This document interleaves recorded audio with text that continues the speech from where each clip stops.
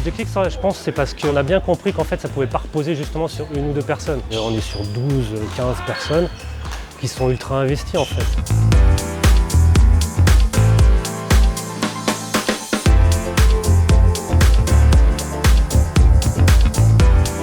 Le pôle éco-responsable, c'est effectivement le premier pôle qu'on a créé au Bacli, il y a 3 ans. Maintenant, on est organisé avec plusieurs pôles sur plein de thématiques. C'est déjà quelque chose qu'on faisait avant.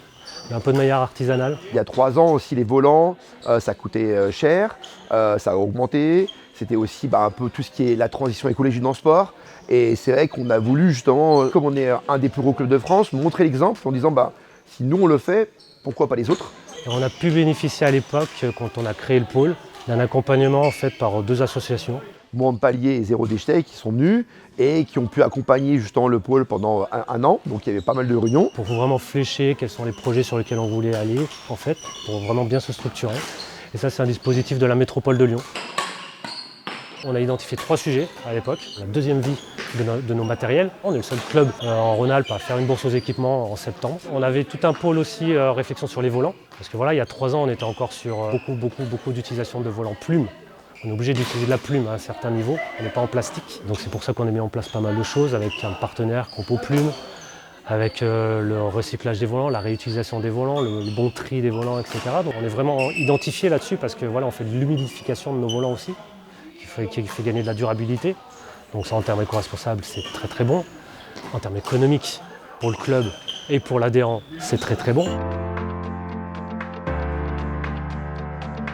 Essayer de trouver des solutions pour limiter les déchets, ça a été déjà une envie. Et puis en fait, moi je fais partie ça fait presque 10 ans que je suis dans le club. Et en fait, du coup, c'est des gens que je connaissais qui se sont déjà investis. Et on a envie de suivre le mouvement. Et en plus, c'est pour faire un geste écologique. Donc en fait, on s'investit dedans. Et puis après, c'est un peu un engrenage qui se fait naturellement. C'est le pôle qui est le plus gros dans le club. Il y a 15 personnes quand même, 8 femmes, 7 hommes. Et c'est vrai qu'il y a quand même des échanges presque toutes les semaines sur le pôle. Moi, je suis là juste pour derrière s'il y a des questions, mais c'est vraiment eux qui gèrent le pôle. Voici la charte du club qu'on a créée il y a 1 an et qui est mise en place sur tous les événements du club, donc soit les stages, les tournois jeunes, adultes, les interclubs.